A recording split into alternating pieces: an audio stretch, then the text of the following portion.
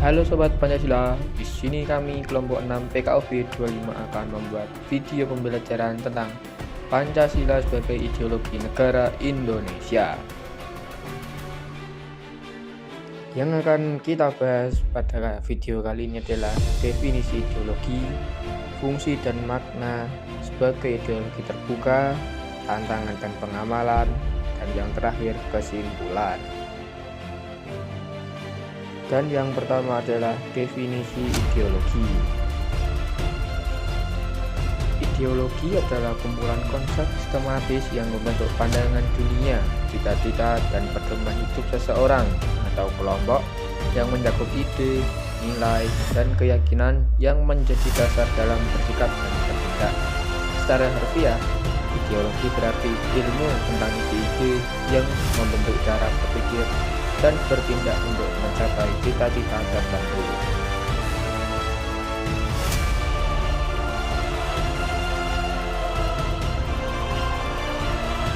Baik, selanjutnya ada fungsi dan makna Pancasila sebagai ideologi negara. Adapun fungsi dan makna Pancasila sebagai ideologi negara, yaitu yang pertama ada fungsi.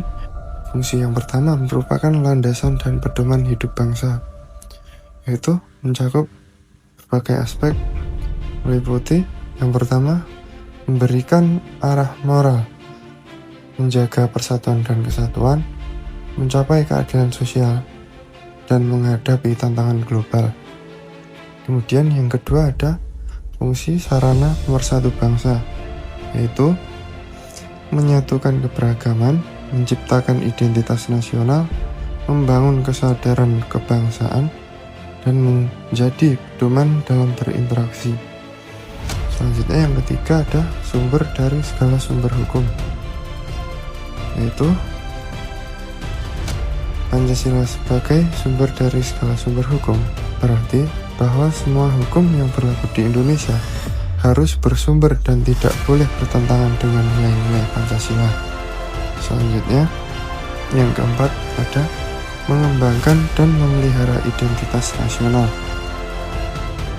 Baik, dalam memelihara dan mengembangkan identitas nasional meliputi memperkuat, melestarikan, dan mewariskan nilai-nilai budaya dan karakteristik unik bangsa Indonesia yang selaras dengan prinsip-prinsip Pancasila. Kemudian selanjutnya yang kelima ada mengatasi berbagai paham atau ideologi lain, yaitu Pancasila berperan sebagai filter dan benteng ideologis yang melindungi bangsa Indonesia dari pengaruh negatif ideologi-ideologi lain yang bertentangan dengan nilai-nilai luhur bangsa. Selanjutnya ada makna Pancasila sebagai ideologi negara, yaitu yang pertama mencakup visi dan cita-cita sebagai arah untuk mencapai masyarakat yang adil dan makmur. Kemudian ada landasan hidup, yaitu nilai-nilai dari kelima sila Pancasila menjadi patokan tingkah laku masyarakat dan penyelenggara negara. Yang terakhir ada kesepakatan bersama, yaitu hasil konsensus atau kesepakatan para pendiri bangsa dan sarana pemersatu di tengah keberagaman. Selanjutnya ada tantangan dan pengamalan. Untuk tantangan utama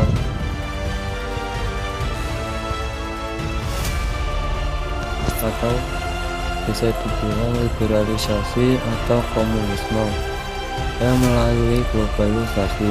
Yang kedua, munculnya paham radikalisme dan ekstremisme. Yang ketiga, disintegrasi dan konflik horizontal. Untuk selanjutnya, relevansi dan pengamalan. Untuk sila 1 dan 2, menjaga toleransi dan menjunjung HAM. Dan untuk sila ketiga, mengutamakan kepentingan bangsa di atas kepentingan pribadi atau golongan. Dan sila keempat, mengedepankan musyawarah untuk mufakat. Untuk sila kelima, berperilaku adil dan bergotong royong.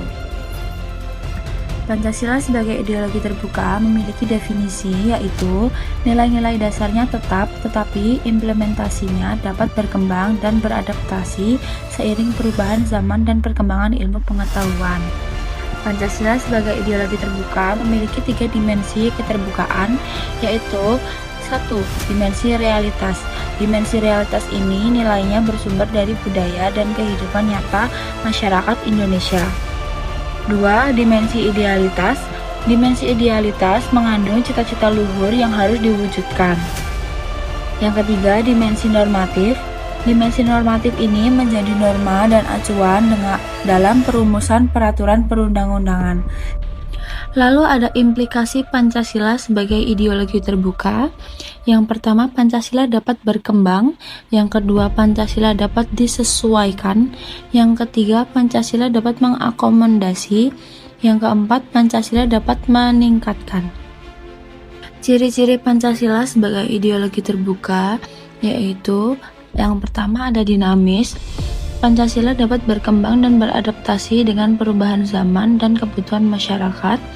Untuk yang kedua itu fleksibel. Masyarakat dapat disesuaikan dengan kebutuhan dan tantangan zaman. Yang ketiga ada terbuka. Pancasila terbuka untuk menerima dan mengakomodasikan nilai-nilai dan aspirasi masyarakat. Sekian dari saya, terima kasih. Jadi, kesimpulan dari materi Pancasila sebagai ideologi negara Indonesia yang telah kami paparkan dan kami jelaskan itu adalah Pancasila sebagai fondasi kokoh dan arah perjuangan bangsa Indonesia menuju cita-cita kemerdekaan. Oleh karena itu, kita sebagai warga negara Indonesia harus memahami, menjaga, dan mengamalkan Pancasila demi menjaga keutuhan dan kemajuan NKRI. Terima kasih. Semoga materi yang kami bawakan dan kami paparkan bisa bermanfaat untuk teman-teman semua. Sekian dari kelompok kami. Bila ada kekurangan, mohon dimaafkan. Selain itu, Pancasila juga sebuah sistem gagasan dan keyakinan yang memiliki fungsi sentral sebagai pedoman hidup, sarana pemersatu bangsa, dan sumber dari segala sumber hukum di Indonesia. Makna utamanya adalah sebagai visi atau cita-cita luhur bangsa untuk mencapai masyarakat adil dan makmur, sekaligus menjadi landasan tingkah laku bagi masyarakat dan penyelenggara negara. Sekian dari kelompok kami. Semoga materi yang kami paparkan dan kami jelaskan bisa bermanfaat bagi teman-teman semua. Kurang lebihnya mohon maaf. Assalamualaikum warahmatullahi wabarakatuh.